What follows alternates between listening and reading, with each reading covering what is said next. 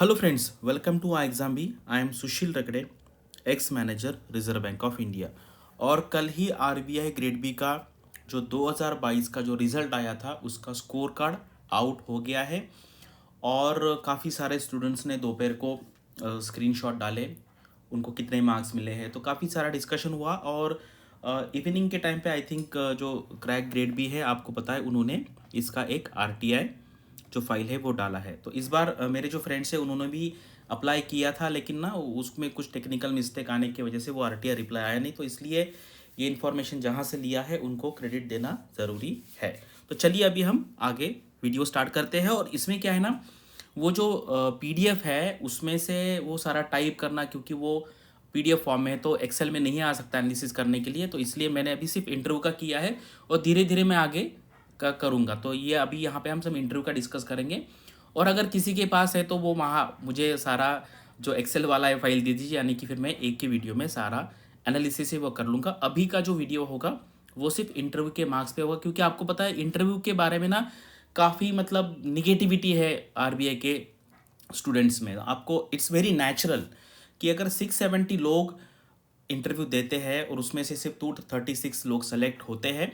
आप कोई भी पैनल लगा लीजिए, ABCD 10 पैनल लगा लीजिए, कोई भी पैनल सिर्फ 236 लोगों को ही सेलेक्ट करा, बाकी के लोग पास नहीं होंगे। और जो पास नहीं होंगे वहाँ पे कुछ लोग ऐसे होते हैं कि जो रिस्पॉन्सिबिलिटी लेते हैं कि यार मुझसे कुछ गलती होगी, लेकिन कुछ लोग ऐसे होते हैं कि जो क्रिटिसाइज करते हैं। और मैंने एक वीडियो इस पर बनाया भी है, आप देख लीजिए। एक कैंडिडेट है, उनको 3 मार्क मिले थे 2019 में, इस बार सिलेक्शन हुआ है। और एक कैंडिडेट ऐसा है, मैं उसके बारे में आगे बताऊंगा आपको अगले किसी वीडियो में। उनका सिंगल डिजिट मार्क्स से लेके अभी सिंगल डिजिट उसका रैंक आया है। तो उनका रैंक सिंगल डिजिट आया है रैंक, और पहले सिंगल डिजिट मार्क्स थे। तो ये क्या है, ये हम पे डिपेंड है कि हमें क्या करना है। हमें क्रिटिसाइज़ करना है तो क्रिटिसाइज़ करते रहेंगे, और अगर आगे बढ़ना है तो हमारे पास काफ़ी सारे एग्जाम्पल है जो लोग इस सिंगल डिजिट मार्क्स से लेके अगले साल सिलेक्शन लाए और कुछ ने सिंगल डिजिट रैंक भी लाया है। ठीक है, तो चलो आगे बढ़ते हैं। तो ये है कट ऑफ। तो यहाँ पे मैं आपको एक बताऊंगा कि क्या इससे हमें क्या लर्न करना है। देखो, ये अलग अलग रिजर्वेशन है, ऑलरेडी है, इसमें हम कुछ कर नहीं सकते। हमारे हाथ में क्या है, पढ़ाई करना। लेकिन अगर मान लीजिए आप ओबीसी से है, एससी से है, एसटी से है या ईडब्ल्यूएस से, तो आपको अपना अपना जो सर्टिफिकेट है वो रेडी रखना है आगे के एग्ज़ाम तक। और अगर आप देखेंगे ना, देखो जनरल में और ईडब्ल्यूएस में बहुत डिफरेंस आया है। तो इसलिए मैं सारे लोगों को मतलब ये रिक्वेस्ट करता हूँ कि आप क्या कीजिए, आप ईडब्ल्यूएस के अप्लाई कीजिए। आप खुद मत दिमाग लगाइए कि सर मैं तो ईडब्ल्यूएस में आता हूँ या नहीं आता हूँ। ये आपको डिसाइड नहीं करना है, लेट देम डिसाइड। आप अपने सारे डॉक्यूमेंट्स लेके कलेक्टर ऑफिस में जाइए, सबमिट कीजिए, और देखिए अगर वो आपको सर्टिफिकेट देते हैं तो आप ईडब्ल्यूएस बनते हैं। आपको नहीं सोचना है। मैंने देखा ये लोग, बहुत लोग क्या करते हैं, खुद ही डिसाइड कर लेते हैं कि मैं हूं या ना हूं। और फिर बाद में जॉब लगता है किसी को तो वो बोलते हैं यार आप ईडब्ल्यूएस देखो, आपके पास ईडब्ल्यूएस सर्टिफिकेट है तो आप ईडब्ल्यूएस में अप्लाई कर सकते हैं। You don't have to think much. ठीक है, तो ये मत कीजिए कि सर मैं तो ये जॉब में हूं, मैं वो जॉब, सारा क्लियरली बताइए। मैं आपको ये नहीं कर रहा हूँ कोई इन्फॉर्मेशन हाइड करना है। आपको सारे जो जो डॉक्यूमेंट्स होते हैं वो सही में सबमिट करने हैं, आप कोई भी कैटेगरी में हो। ठीक है, ओबीसी में हो, एससी में हो। और अगर आप देखेंगे ना तो ओबीसी में ऐसा होता है ना कि पेरेंट्स का इनकम कंसिडर किया जाता है। अदरवाइज मुझे बताओ, जो लोग आईपीएस में हैं, आईपीएस है इस साल, तो वो डेफिनेटली उनकी सैलरी 8 लाख से ज़्यादा होगी। तो वो अगले साल आईएएस ओबीसी में कैसे देते हैं, कैसे देते हैं? क्योंकि उनका खुद का सैलरी कंसिडर नहीं किया जाता है ओबीसी कैटेगरी में, पेरेंट्स का किया जाता है। ठीक है, इसलिए। और ईडब्ल्यूएस में अलग है। तो आपको क्या करना है, आप कोई भी कैटेगरी में हो, आप अपना अपना डॉक्यूमेंट सबमिट कर लीजिए। और अगर आपके पास सर्टिफिकेट रहेगा, और अभी से लग जाइए। ठीक है, क्योंकि बहुत लोग इसमें केयरलेस होते हैं। देखिए इतना कम जाता है कट ऑफ, तो आप ये अपॉर्चुनिटी क्यों छोड़ रहे हैं, ऐसा मैं सब लोगों को बोल रहा हूँ। ठीक है, तो इसमें ये मुझे बताना था। अभी से लग जाइए, एग्जाम का वेट मत कीजिए नोटिफिकेशन का, फिर बाद में प्रॉब्लम हो जाते। तो ये इससे लर्निंग हमें क्या करना है। अभी ये है, मैंने क्या किया है, ये मार्क्स रैंक वाइज लगाए हैं। ठीक है, रैंक वाइज, यानी कि रैंक 1 जो है से लेके रैंक 236 के उनके सारे मार्क्स। यानी कि अगर आप देखेंगे, वैसे मान लो यहाँ पर कोई एक कैंडिडेट है जिनका रैंक पहले 50 में है लेकिन इंटरव्यू में 40 मार्क है। ये कोई है यहाँ पे 45 मार्क्स है, यानी कि उन्होंने डिस्क्रिप्टिव में अच्छे मार्क्स लाए हैं। इसकी वजह से उनका सिलेक्शन हुआ है। मैं आगे आपको बताऊंगा कि 70 से ज़्यादा कितने लोगों को मिले हैं, 65 से ज़्यादा कितने लोगों को मिले। तो ये आप एक एनालिसिस देख लीजिए। मान लीजिए इनका रैंक, ये लोगों का रैंक काफ़ी नीचे है, स्टिल उनको काफ़ी अच्छे मार्क्स यानी कि 68 69 के आसपास यहाँ पर मिले। तो क्योंकि सिर्फ इंटरव्यू के बेसिस पे अगर सिलेक्शन होता है, कुछ लोग ऐसा कहते हैं, तो इसमें से काफ़ी सारे लोग यानी कि ये जो लोग हैं इनका सिलेक्शन फिर नहीं हो पाता। ठीक है, तो हमारा क्या है, हमारा सिलेक्शन आउट ऑफ 375 है, जिसमें 300 मार्क आपके फेज 2 के हैं और 75 मार्क्स आपके इंटरव्यू के हैं। ठीक है, इसके हिसाब से सिलेक्शन होता है। लोगों को कुछ भी निष्कर्ष निकालने दो, ये रियलिटी है, ये यहाँ पर आप देख लीजिए। ठीक है, अगर सिर्फ इंटरव्यू के बेसिस पे सिलेक्शन होता तो कैसे होता, मैं आपको आगे दिखा दूंगा। चलिए ये देखिए, अगर सिर्फ इंटरव्यू के बेसिस पे सिलेक्शन होता तो मान लीजिए ये हम 50 की लाइन निकाल लेंगे, मान लीजिए 50 की, इसके ऊपर तो ये लोगों का सिलेक्शन नहीं होता, क्योंकि काफ़ी सारे ऐसे लोग हैं जो सिलेक्टेड नहीं है और जिनको 50 से ज़्यादा मार्क है। तो ये कोई भी कंक्लूजन निकालना आप छोड़ दीजिए। फाइनली क्या है, 300 में से जितने मार्क मिलेंगे वो प्लस आपके इंटरव्यू के मार्क्स, ये दोनों जो ऐड करके ही मेरिट लिस्ट बनेगी। ठीक है, जिसको जो कंक्लूजन निकालना है वो आप निकालने दो। तो ये आपके सामने है, ये क्या किया है, इंटरव्यू के मार्क्स डिसेंडिंग ऑर्डर में लगाया हुआ है। ठीक है, इंटरव्यू के मार्क्स, और पहले वाला जो स्लाइड था उसमें क्या है, रैंक वाइज और फिर उनको इंटरव्यू में कितने मार्क्स मिले उसका ग्राफ था। अब ये देखिए, ये है अभी 2022 का, ठीक है, और ये है 2021 का, ज़्यादा फर्क वहाँ पे नहीं है। इस साल की पहली बात करते हैं, 70 एंड अबव 18 लोगों को मिले हैं, 18 लोगों को 70 और उससे ज़्यादा मार्क है। 65 एंड अबव, 65 एंड अबव में ये भी आ जाएंगे ना, आपको इतना स्टैटिस्टिक तो समझ में आना चाहिए। मैंने 65 टू 70 नहीं कहा है, 65 एंड अबव कितने लोगों को मार्क्स है, 60 लोगों को मार्क्स है। 60 एंड अबव 100 लोगों को, देखो मतलब 100 लोगों को 60 एंड अबव मिला है, 55 एंड अबव 139 को है। एवरेज जो स्कोर है, जो सेलेक्टेड लोग हैं, एवरेज स्कोर है 54, और 40 से कम 38 लोगों को है। और सिर्फ इंटरव्यू के बेसिस पे सिलेक्शन होता तो ये सारे लोगों का सिलेक्शन नहीं होता।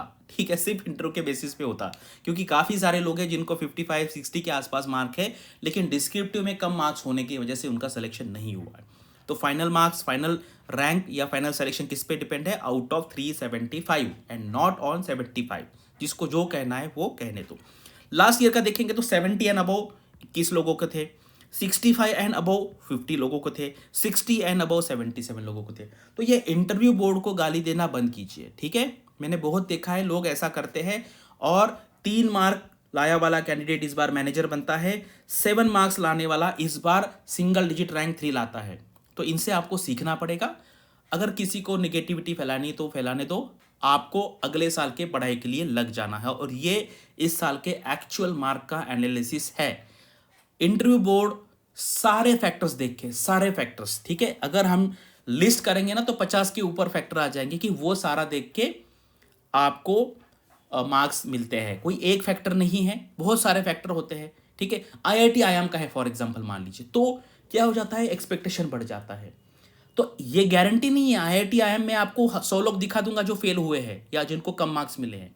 ठीक है, तो ऐसा कोई रूल नहीं है कि इस टाइप के लोगों को मार्क्स मिलते हैं और इस टाइप के लोगों को मार्क्स नहीं मिलते, ऐसा कोई रूल नहीं है। ठीक है, there are n number of factors है। बीच में किसी ने डिस्कस, लुक्स पे मार्क्स मिलते हैं, डेफिनेटली मिलते हैं। अगर हम शादी करते समय लुक्स को इंपॉर्टेंस देते हैं तो यहाँ पे भी it's natural. If someone's face is very good, someone is very beautiful, handsome, तो naturally because we are human उसका फर्क पड़ता है। कितना फर्क पड़ता है उसके लिए PhD करना पड़ेगा, हम उसमें इंटरेस्टेड नहीं है। किसका मान लीजिए बैंकिंग का एक्सपीरियंस है, तो अगर मैं सर्वे करूंगा बैंकिंग में से कितने लोग सेलेक्ट हुए हैं, कितने लोग सेलेक्ट नहीं हुए हैं, तो आपको रिजेक्ट वाले लोग ज़्यादा मिलेंगे। तो इसका कोई निष्कर्ष आपको नहीं निकालना है। लोग एक एक फैक्टर से कुछ भी कंक्लूजन निकाल लेते हैं। आपको इस ऐसे टाइप के लोगों से बचना है, कोई कंक्लूजन नहीं निकालना है। गैप से मार्क्स नहीं मिलते। इस बार एक पर्सन है, 13 ईयर्स का गैप है, 13 साल का गैप सिलेक्शन हुआ है। ठीक है, गैप का कोई रिलेशन नहीं है, लेकिन मैक्सिमम अगर मैं वेटेज कहूंगा आपको तो वो वेटेज मिलता है, आप पकड़ लीजिए 70-75%, जो आप वहां पर कैसा परफॉर्म करते हैं उस पे है। तो ये बाकी सारा छोड़ दीजिए, अलग अलग चीज़ों पे टाइम वेस्ट करना। आपको अगले साल के लिए लगना है, पहले प्रीलिम्स निकालना है, फिर मेंस निकालना है, फिर इंटरव्यू निकालना है। ये आपके सामने मार्क्स है। इंटरव्यू बोर्ड ने भर भर के मार्क्स दिए है, दिखाता देखो। ये तो लास्ट ईयर का है वीडियो, अगर आपको देखना है तो आप जा सकते हैं। देखो, अरे 74 मार्क्स दिए हैं, 74 यानी कि लिटरली आउट ऑफ मार्क्स है, ठीक है। 73 मार्क्स है, लास्ट ईयर का टॉपर 73 का था, 72 मार्क्स है, 71 है, 70 मार्क्स है। ये मार्क्स मिले हैं, क्यों मिले हैं? ये सारे रिश्तेदार थे उनके, ऐसा है क्या? नहीं है। तो इन्होंने कुछ ना कुछ तो परफॉर्म किया होगा, कुछ का बायोडेटा अच्छा होगा, कुछ ने आंसर अच्छे दिए होंगे, कुछ का एक्सपीरियंस अच्छा होगा, ठीक है।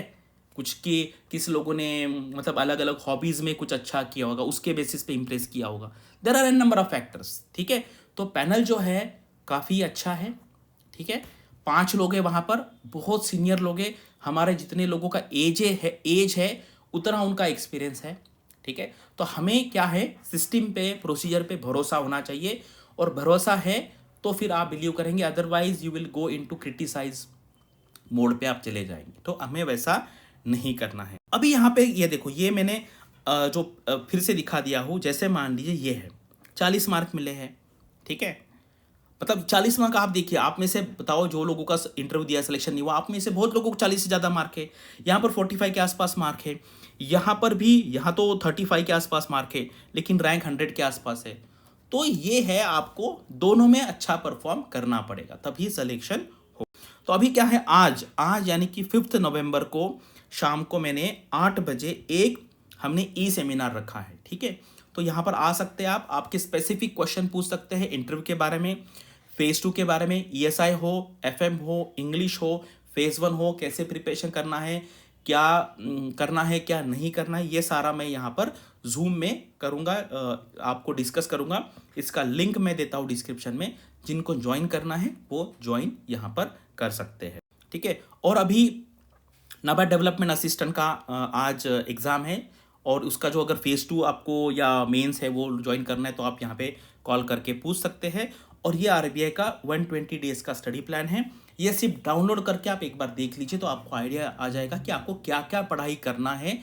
फेज़ 1 फेज़ 2 सारा सब्जेक्ट वाइज बहुत ही माइक्रो प्लान बनाया है, ये आप फॉलो कर सकते हैं। और एडिशनल इन्फॉर्मेशन चाहिए तो यहाँ पर कॉल कर सकते हैं। So, thank you for watching this video and all the best for your studies and upcoming examinations.